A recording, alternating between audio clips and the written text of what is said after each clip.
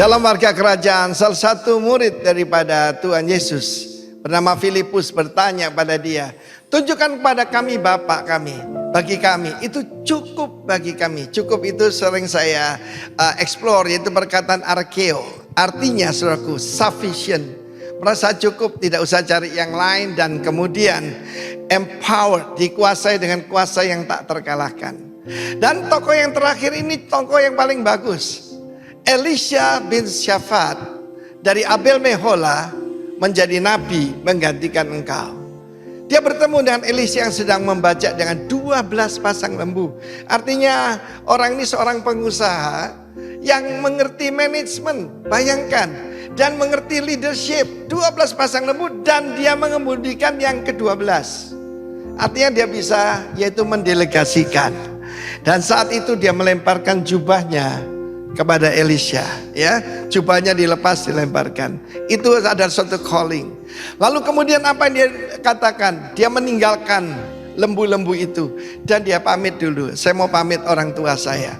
Carikan seorang hamba Tuhan ataupun pemimpin manapun yang menghormati orang tuanya. Dan saudara mendapatkan satu kualitas yang luar biasa. Baru aku mengikut engkau. Tetapi dalam perjanjian baru Yesus berkata, barang siapa membajak, menoleh ke belakang, tidak layak mengikut aku. Saudaraku, standar yang lebih tinggi, ya toh.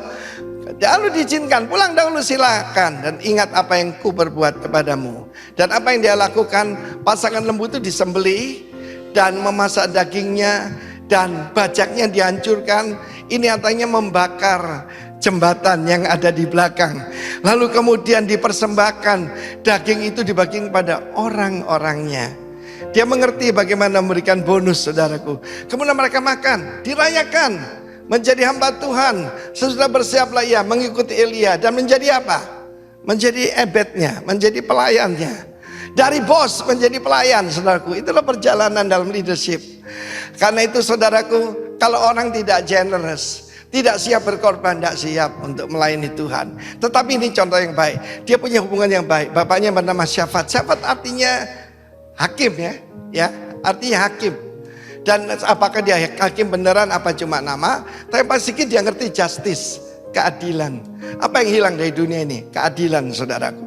Kemudian dia punya bapak rohani, yaitu Elia, saudaraku, bisa baca 2 Raja-Raja 2. Bagaimana dia menempel dengan Elia.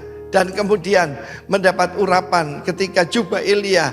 Pada waktu Elia terangkat dengan kereta berkuda yang berapi. Dia berkata, yang kamu minta itu sukar. Berikan 2 bagian rohmu. Tapi kalau engkau bisa melihat aku terangkat ke surga, itu akan terjadi. Kalau kita bisa melihat the real Elia, yaitu Tuhan Yesus, ya, the greater than Elijah, maka kita akan menerima urapan itu, saudaraku. Saya mendapat yaitu revelation tentang Yesus yang hidup, Yesus yang bangkit. Dan kemana-mana saya beritakan di bawah kolong langit ini tidak ada nama lain kecuali nama Yesus yang kita beroleh selamat.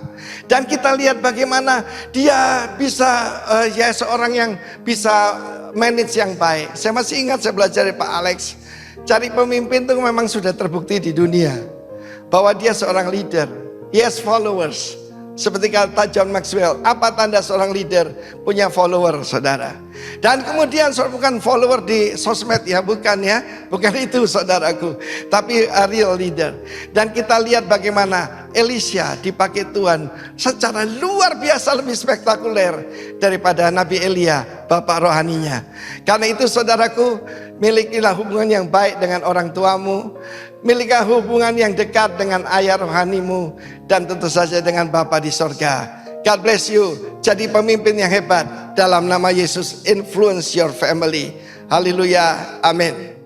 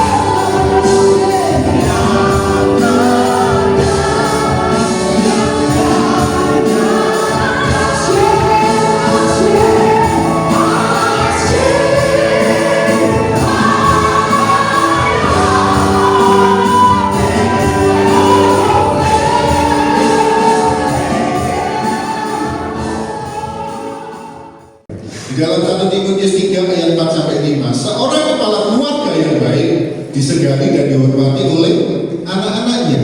Jikalau seorang tidak tahu menepalai keluarganya sendiri, bagaimana ia dapat mengurus jemaat Allah? Dari nas yang kita pelajari selama sebulan ini, tidak ada pilihan lain. Kita sebagai kepala keluarga, kita sebagai orang tua harus bisa menjadi teladan. Kita sebagai orang tua harus bisa melayani keluarga kita. Karena tolak ukurnya itu dari bagaimana kita bisa memimpin keluarga kita sendiri. Kalau di dalam keluarga kita sudah, maaf dalam tanda kutip, tidak bisa memimpin keluarga kita, bagaimana kita bisa memimpin orang lain? Lalu bagaimana yang harus kita lakukan supaya kita bisa melayani terutama dalam keluarga?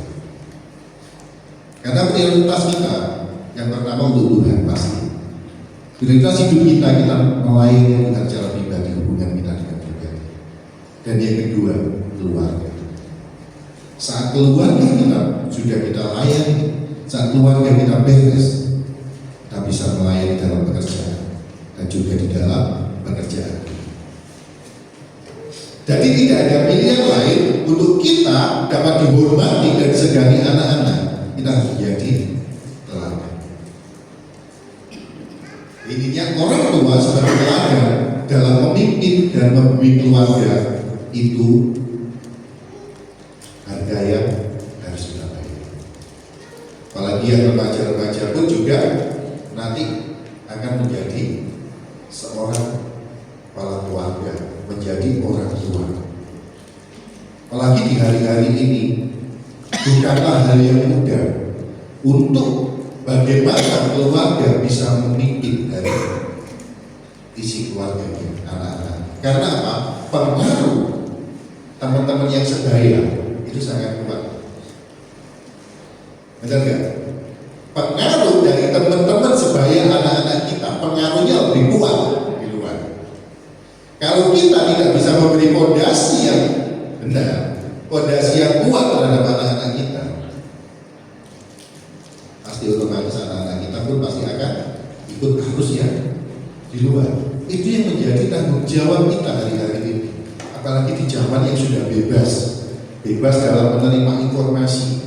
Makanya ada seorang yang pernah berkata, kita itu harus diam informasi.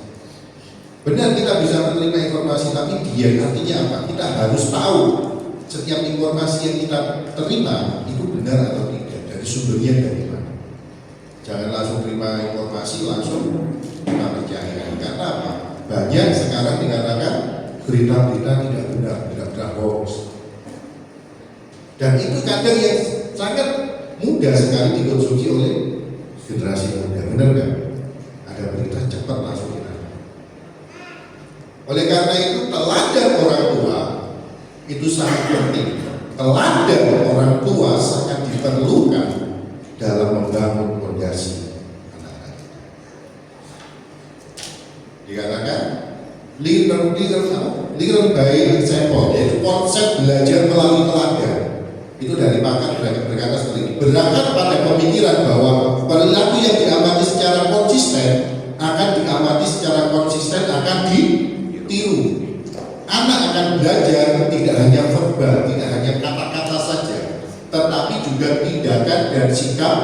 orang tuanya. Jadi belajar melalui teladan. Anak itu memperhatikan orang tuanya.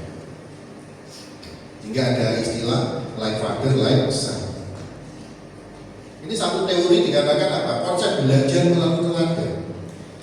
Jadi tidak hanya kita mengajar anak-anak kita hanya berkata, jom ini loh, itu jadi ini, tidak seperti itu. Tapi apa? Anak akan melihat orang tua. Bahkan seorang pakar psikolog berkata seperti ini. Anak-anak belajar melalui observasi dan peniruan perilaku orang tua mereka melalui proses ini nilai-nilai yang diamati secara konsisten dalam keluarga tertanam dalam diri anak-anak dan membentuk landasan moral, yaitu menurut Albert Bandura dalam Social Learner Theory. Seorang psikolog berkata seperti anak-anak akan mengobservasi, anak-anak akan menggali, akan meniru perilaku orang tua mereka. Jadi anak tidak hanya melihat, tidak hanya mendengar, tetapi yang paling tajam yaitu apa? Mata mereka. Apa yang dilakukan orang tua. Dia akan membantu. Sikap kita, tindakan kita akan membentuk landasan dalam diri anak-anak kita, landasan orang. Tidak hanya itu dikatakan juga oleh seorang profesor psikolog ya, dia berkata, orang tua yang memberi contoh perilaku bertanggung jawab dan disiplin membantu anak-anak mengembangkan keterampilan sosial dan tanggung jawab pribadi yang lebih baik. Dari Lawrence Steinberg yang meneliti studi tentang remaja di masa-masa puber, remaja yang beranjak dari remaja menuju dewasa. Dia akan memiliki tanggung jawab, dia akan memiliki keterampilan sosial. Karena apa? Dia memiliki teladan dari orang tuanya. Jadi orang tua memberikan teladan karakter dalam integritas, dalam kejujuran, dalam tindakan yang dilakukan, itu ditiru oleh anak-anak. Jadi kita sebagai orang tua, apa yang kita lakukan? Kita juga harus bisa menjadi teladan. Karena tidak ada lain. Karena apa? Teladan, contoh yang diambil oleh seorang anak adalah orang tua. Coba kalau kita pikirkan, misalnya orang tuanya pekerjaannya, misalnya tidak beres, selalu menggalakkan segala cara. Apa yang pertama dalam anaknya? Pasti apa? Dia akan lebih. Karena apa? Dari yang dilihat dari studi itu akan mengembangkan keterampilan sosial anak. Artinya apa? Anak akan berkembang sesuai dengan yang dilihat, yang dilakukan oleh orang. Misalnya, bapakku kalau kerja kurang jujur, caranya ternyata seperti ini triknya. Anaknya akan lebih jago lagi. Benar nggak? Nanti anaknya akan lebih jago lagi dalam trik-trik untuk menutupi segalanya. Ini yang menjadi bahaya. Karena apa? Apa yang ditanam itu tumbuh itu akan menjadi besar. Dan kalau orang tuanya tidak bertanggung jawab, jangan harap anaknya juga memiliki rasa tanggung jawab. Karena anak sejak kecil saat ikut orang tua, dia merekam apa yang dilakukan oleh kedua orang tua. Juga dari psikolog juga dia berkata, dukungan dan penerimaan dari orang tua dapat membantu anak-anak mengembangkan konsep diri yang positif dan rasa harga diri yang diiringi dari penelitian Carl Rogers dari On Becoming a Person di dalam penelitian. Artinya seperti itu. Support kita orang tua kepada anak itu bisa membangkitkan rasa percaya diri. Walaupun seakan-akan ya hal yang sepele. Misalnya, aku bisa ada pertandingan, tolong datang. Kehadiran orang tua itu memberi semangat dalam anak yang bertanding. Itu apa? Kehadiran orang tua, dukungan support orang tua itu bisa mengembangkan rasa percaya diri, rasa bangga. Bahkan hal yang positif dan rasa harga diri yang tinggi, anak itu akan tumbuh didampingi oleh seorang orang tua. Oleh karena itu apa? Penting sekali dikatakan bahwa teladan orang tua, pengaruh orang tua itu sangat-sangat berarti bagi perkembangan anak-anak kita. Sehingga firman Tuhan pun juga mengatakan hal yang sama. Di dalam Ulangan 6 ayat 6 sampai 7. Apa yang diperintahkan Tuhan? Melakukan kebenaran firman-Nya. Kepadamu pada hari ini haruslah engkau perhatikan, haruslah engkau mengajarkan berulang-ulang kepada anak-anakmu dan membicarakannya apabila engkau duduk di rumah, apabila engkau sedang dalam perjalanan, apabila engkau berbaring, dan apabila engkau bangun. Kalau yang dilakukan berulang-ulang, kalau anak selalu diajar tentang perkataan saja, oh tidak boleh gini, tidak boleh gini, tanpa tindakan konkret dari orang tua, apakah anak-anak kita bisa nakal? Pasti kalau anak-anak kita bilang teroris, itu enggak, teroris saja. Tetapi mereka butuh langkah konkret, contoh konkret dari orang tua, dari kehidupan kita. Karena anak akan meniru, anak akan meneladani dari apa yang kita lakukan. Oleh karena firman Tuhan katakan, ajar berulang-ulang, tidak hanya dalam perkataan kita, tapi tindakan kita, dalam sikap kita, perbuatan kita, tingkah laku kita. Dan yang penting di sini, kita juga harus mengalami sendiri. Itu apa? Kita sebagai orang tua yang hidup dalam kebenaran firman. Tanpa kita mengalami sendiri, tanpa kita melakukan terlebih dahulu firman Tuhan dalam hidup kita sebagai orang tua, mustahil kita bisa bertransfer teladan yang baik bagi anak-anak. Itu menjadi tantangan. Amin. Hal yang paling utama di sini dikatakan, alami dulu Tuhan. Artinya, alami dulu, kerjakan dulu. Kita sebagai pelaku-pelaku firman, melakukan kebenaran firman, baru kita bisa mengajarkan kepada anak-anak. Jangan sampai dibalik, gajah dibilang bolu. Iso ngajar, orang iso ngelakoni. Itu menjadi tantangan. Kadang saya juga berpikir, benar nggak aku bisa melakukan seperti itu? Apa kita lakukan sebagai orang tua? Apakah kita sudah memberikan contoh teladan melalui kebenaran firman Tuhan? Pertanyaannya simple, apakah kita sudah hidup dalam kebenaran firman Tuhan? Karena itu menjadi teladan, itu menjadi tuntutan yang tidak mudah. Itu menjadi contoh, itu tidak mudah. Tetapi Roh Kudus memberikan kekuatan bagi kita. Yang penting apa? Hidup kita, hidup yang dipenuhi firman Tuhan. Hidup kita, hidup yang melakukan atau hidup dalam kebenaran firman Tuhan, sehingga kita bisa dengan setulus hati mengajarkan kepada generasi kita, dalam keluarga khusus. Kita bisa bilang, rajin-rajin berdoa ya, tapi bapaknya lupa berdoa, ibunya lupa berdoa. Apakah mereka akan mencontoh? Anak-anak sekarang kritis tuh ya.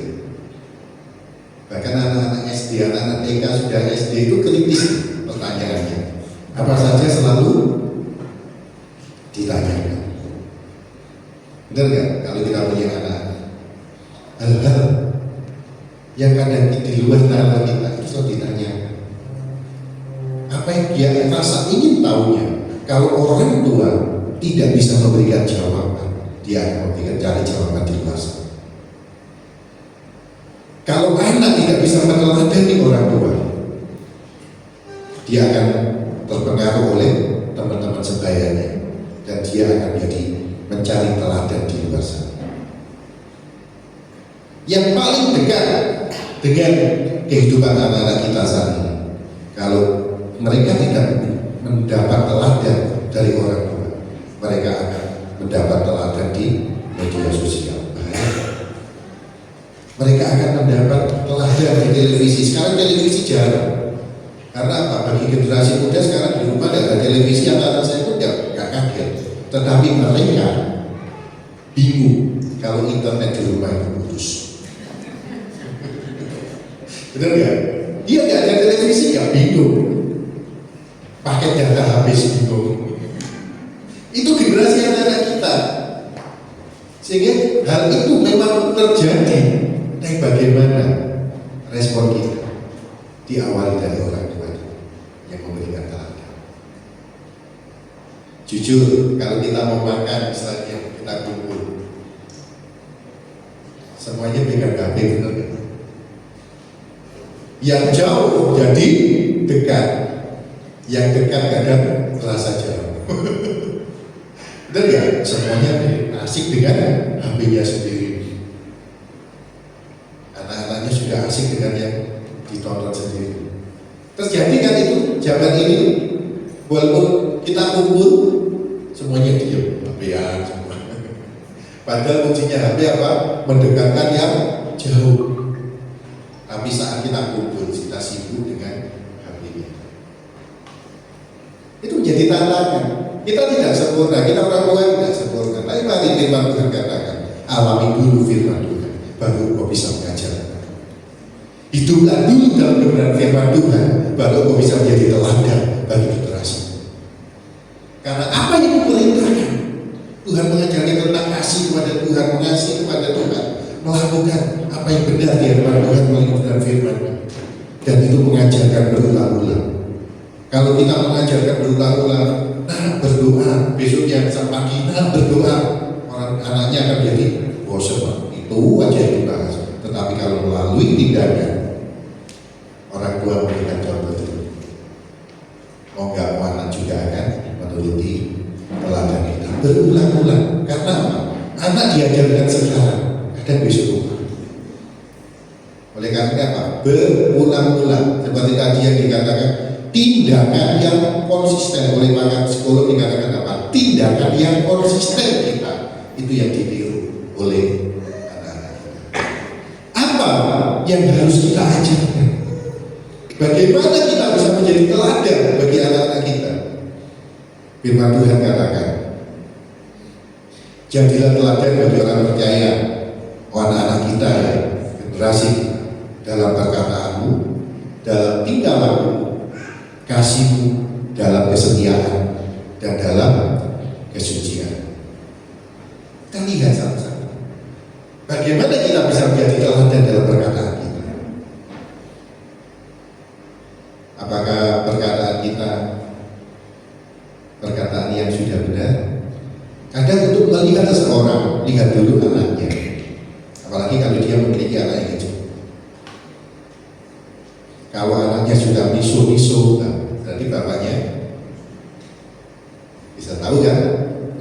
Pernah nggak kita dengar melihat anak itu kecil-kecil itu yang sudah pintar dia miso-miso? Karena apa? Dia melihat orang tuanya. Karena apa? Orang tuanya berkata kotor, itu hal yang biasa. Anaknya itu lebih mengembangkan lagi. Karena itulah yang dicontoh oleh anak-anak. Bagaimana perkataan kita? Firman Tuhan katakan apa? Janganlah perkataan kotor keluar dari mulut kita. Perkataan kita itu penuh kuasa. Oleh karena itu, katakan yang baik. Berikan perkataan yang baik. Marah yang boleh marah, tapi jangan sampai perkataan kita menyakiti hati anak-anak kita. Orang tua boleh marah, wajib orang tua itu mendidik, mengajar anak-anak muda dalam benar firman ini, tapi jangan berkabasa dengan perkataan kita. Karena apa? Dari perkataan itu pun bisa menimbulkan luka hati bagi anak-anak kita. Katakan yang positif, berikan pujian kepada anak-anak kita, berikan dukungan, berikan semangat bagi anak-anak kita. Dan yang penting di situ apa? Dalam perkataan, dalam tingkah laku kita, perbuatan kita, karakter kita, itu akan membentuk anak-anak kita juga. Integritas kita itu akan membentuk anak-anak kita. Kalau hidup orang tua yang menjadi teladan, dia memberikan kejujuran, memberikan tindakan yang positif, memberikan nilai-nilai yang baik dalam kasih, perkataan tadi, dalam tindakan perbuatan yang dilakukan dalam kehidupan sehari-hari. Itu yang akan dicontoh anak kita. Jangan berkata, nah, jangan merokok. Bapaknya sehari bapak habis. Anaknya pasti akan hebat lagi. Bisa 3 pak mungkin. Tanpa sepengetahuan orang tua. Berikan tindakan, perbuatan yang positif. Dalam setiap perbuatan yang kita lakukan dalam kerja kita, dalam kita melayani, kita berikan hal yang positif. Karena anak kita akan meniru apa yang kita lakukan. Bahkan saya itu kaget ya dengan anak saya juga berkata, kalau kamu mau besar mau seperti apa? Aku mau meneruskan pekerjaan orang tua saya seperti mama. Saya pikir pekerjaan biasa-biasa loh. Enggak, tapi mereka mendapatkan apa? Nilai, mendapatkan sesuatu yang menarik untuk ditiru oleh orang. Makanya kamu nanti mau ngambil di mana? Mau ngambil di ekonomi bisnis.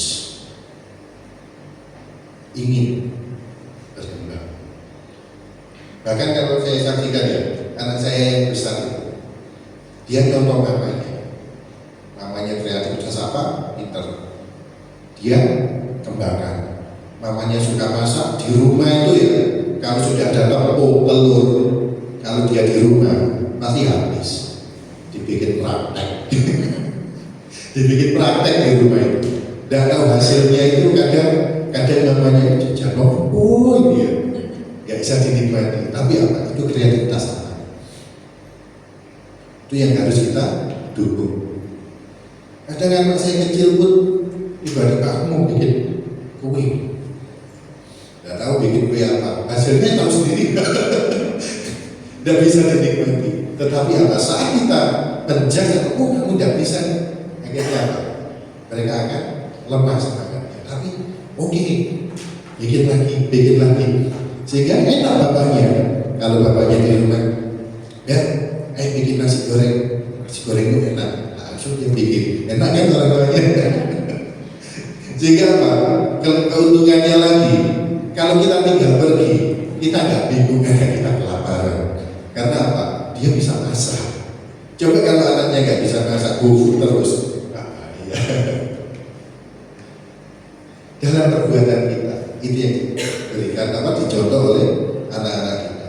Dan bahkan anak saya itu ya, dia bisa memberikan project, dia bisa merangkai kuda, dan biasa menjual walaupun mendapat keuntungan bagi kita biasa ya, mendapatkan keuntungan yang bulan minggu itu satu kebanggaan bagi anak-anak kita.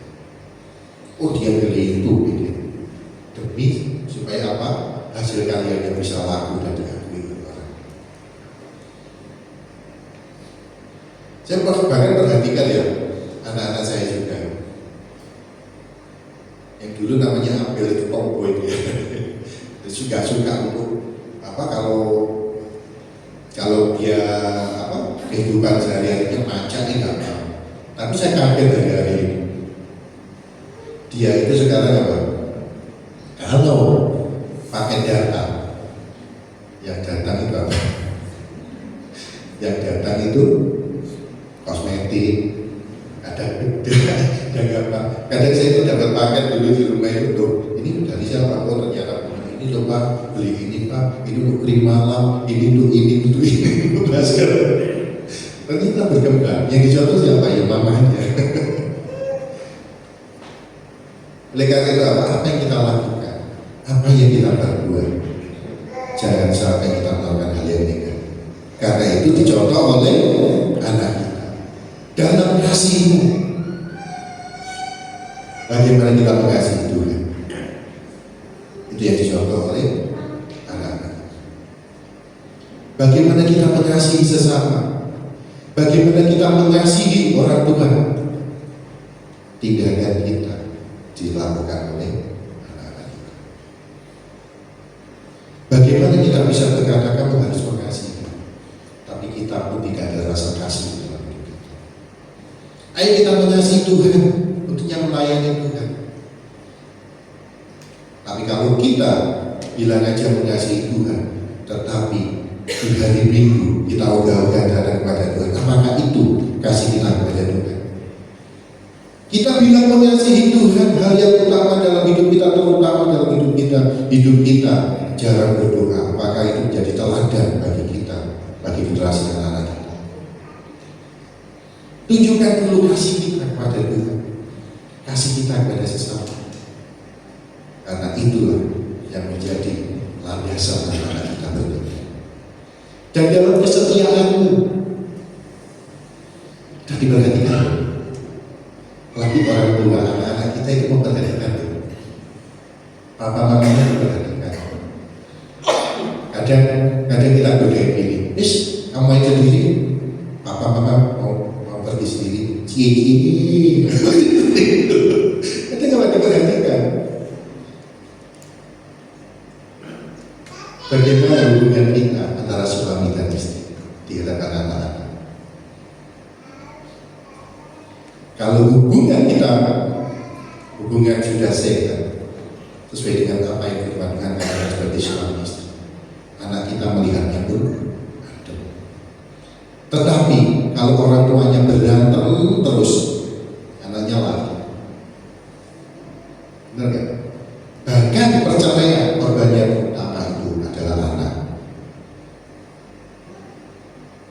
Oleh karena itu, apa kesetiaan kita ditunjukkan melalui pasangan, dan anak itu akan menilai. Pasti dia akan begini, aku nanti kalau cari pasangan mau cari pasangan seperti apa? Maksudnya apa? Orang yang seperti bapaknya, karena bisa menjadi teladan bagi anak-anaknya. Jangan sampai anak-anak kita berkata, sesuk dan duwe pasangan ojo kaya bapakku. Ojo kaya bapakku. Bahkan ada cerita yang kalau kita lihat ada yang lucu, seorang anak kecil itu bilang kepada bapaknya, mama, ojo cerewet, bapak kok cerewet, aku saiki kok cerewet, susu jadi singo. Artinya apa? Anak itu juga memperhatikan, bahkan bisa membela salah satu orang tua. Ingat apa yang kita lakukan di rumah. Mungkin orang lain tidak melihat apa yang terjadi di rumah, tetapi anak-anak kita memperhatikan kesetiaan kita, kesucian kita, yaitu apa? Dalam karakter kita, dalam kejujuran kita, dalam kita menjaga iman kita. Warisi anak kita dengan iman yang kuat di dalam Tuhan. Warisi iman yang kuat sebagai dasar hidup anak-anak kita.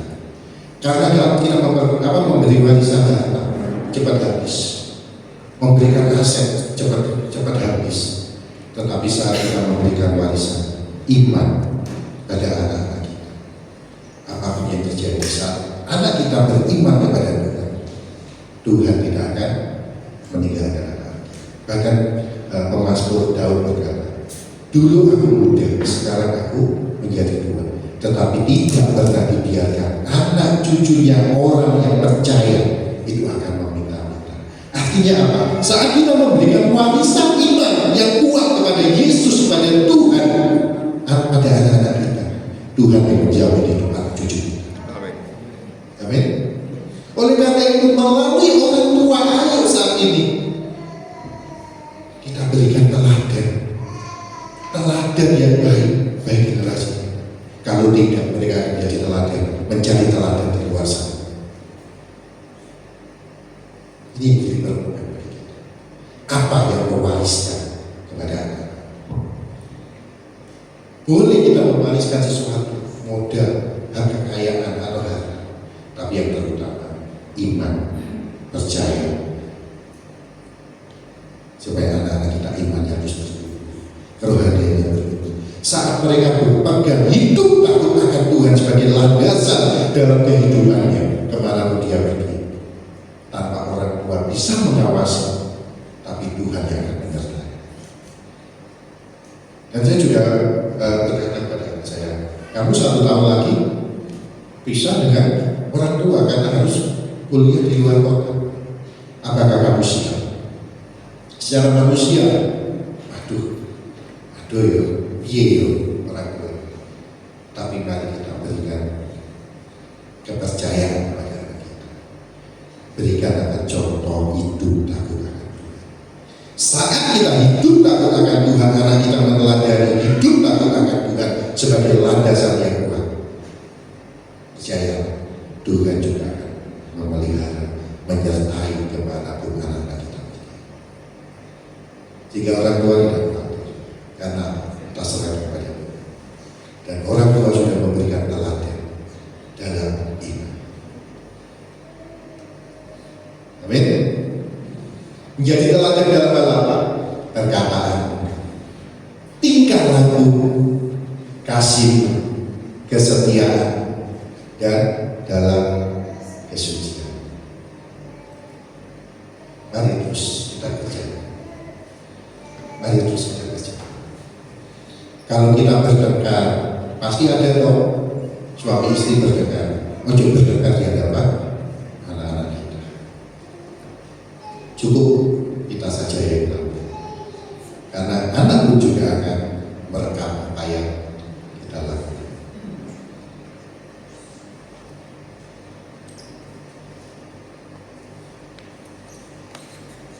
Untuk menjadi teladan bagi keluarga kita, dimulai dari diri kita untuk hidup dalam kebenaran firman Tuhan. Kesimpulannya sangat sederhana. Untuk kita menjadi teladan bagi keluarga, dimulai dari diri kita untuk hidup dalam kebenaran firman Tuhan. Siapa? Orang tua. Hidup dalam kebenaran firman Tuhan. Kesimpulannya sederhana. Lakoninya, ayo kita sama-sama berjuang. Jangan menyerah untuk memberikan yang terbaik. Karena itu yang kita paham bagi generasi, bagi anak-anak kita. Saat di dalam keluarga kita sudah beres, anak-anak kita sudah melakukan sesuai dengan apa yang kita teladankan. Percaya di gereja juga akan bisa menjadi berkat. Bahkan menjadi di luar sana akan menjadi orang-orang yang memiliki pengaruh. Karena takut akan Tuhan ada di dalam diri. Satu kebanggaan orang tua seperti yang firman Tuhan katakan.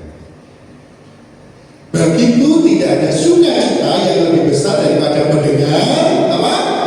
Bahwa anak-anakku hidup dalam kebenaran. Kita mungkin, anakku sukses, tetapi tidak seiman dengan kita akhirnya.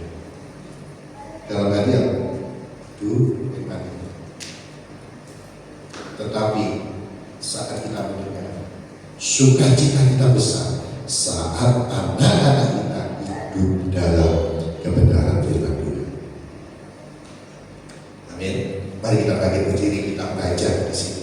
Biarlah ini menjadi semangat dalam hidup kita, sehingga kita dapat memberikan teladan contoh yang baik bagi anak-anak kita melalui kehidupan kita. Kita baca 1, 2, 3. Bagiku tidak ada sukacita yang lebih besar daripada mendengar bahwa anak-anakku hidup dalam kebenaran. Biarlah anak-anak ini menjadi komitmen, menjadi semangat dalam hidup kita. Bahwa kita mau anak-anak kita menjadi anak-anak yang hidup dalam kebenaran, yang memuliakan Tuhan, yang memberikan pengaruh, yang hidupnya menjadi berkat dimanapun mereka berada, dan nama Tuhan dipermuliakan.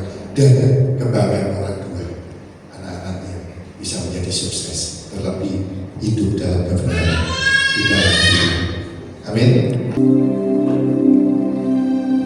Mari kita siapkan hati kita untuk menerima ucapan kudus pada pagi hari ini. Terima kasih Tuhan, sebentar ada ucapan kudus yang kami terima, layakkan kami untuk menerimanya di dalam nama Tuhan Yesus. Silakan. Yesus, sucikan aku.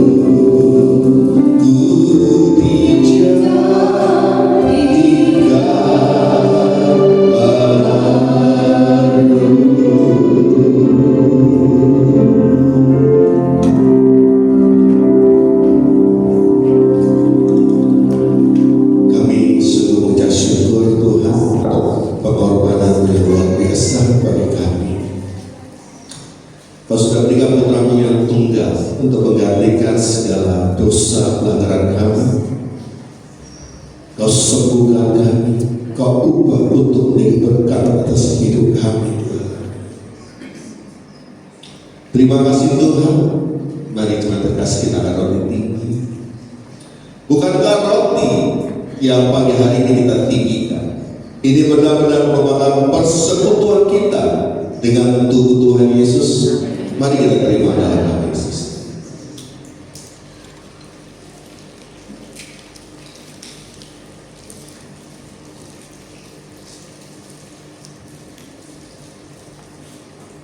Dia sudah memberikan yang terbaik melalui hidupnya. Mulai hari ini kita benar-benar mau hidup di dalam Dia, Dia ada di dalam kita. Dan bila darah sudah dicurahkan atas hidup kita, itu mengubah kita sebetulnya, menjadikan kita pribadi yang semakin hari semakin serupa dengan Dia. Bukan kacauan yang pagi hari ini kita tinggikan, yang berisi anggur, yang di atasnya kita mengucap syukur atas segala kebaikan Tuhan. Ini benar-benar merupakan persekutuan kita dengan darah Tuhan Yesus. Mari kita terima dalam nama Yesus. Mari kita angkat amplop kita. Terima kasih. Engkau Allah yang luar biasa, Allah yang sungguh mengasihi. Bukan hanya menyelamatkan, Engkau Allah yang terus memberkati kami yang tak pernah berhenti. Firman-Mu terus menuntut kami, terus memberkati kami agar kami layak di hadapan. Terima kasih ya Bapak. Terima kasih. Engkau tak pernah meninggalkan kami. Engkau selalu hadir di dalam setiap hidup kami, sehingga kami mampu menghadapi segala perkara bersama-sama Engkau. Semoga Engkau yang sangat baik dan amat dan baik. Saat ini dengan rasa syukur kami akan membawa setiap persembahan kami. Kami akan membawa dengan rasa sukacita yang sungguh luar biasa Engkau Tuhan. Oh haleluya. Terima kasih Bapak. Kami akan membawanya dengan rasa hormat dan syukur kepada hanya di dalam satu nama, di dalam nama Tuhan Yesus Kristus. Haleluya. Amin.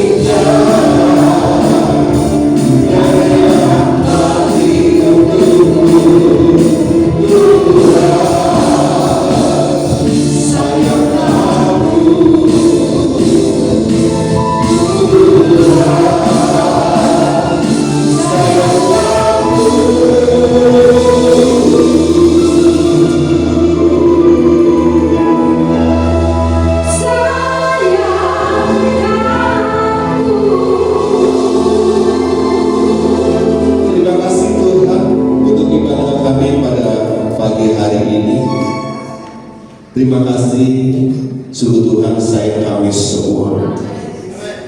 Terima kasih untuk ibadah yang sudah kami jalani pagi hari ini. Jika sebentar umat bukan kembali pulang, kami percaya Tuhan menyertai kami, Tuhan memberkati kami, Tuhan menjagai kehidupan dan langkah-langkah kami, bahkan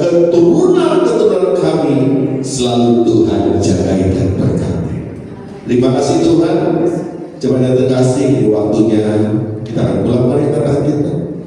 Dan pulanglah di dalam penyertaan Tuhan yang luar biasa itu.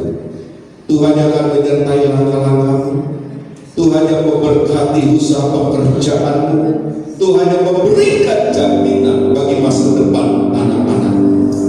Pulanglah dan terimalah berkat ini, berkat yang dijanjikan kepada Allah Abraham, Allah Ishak dan Allah Israel itu, berkat yang tidak akan pernah habis-habis di sepanjang hidupmu. Dan terimalah berkat di dalam nama Tuhan Yesus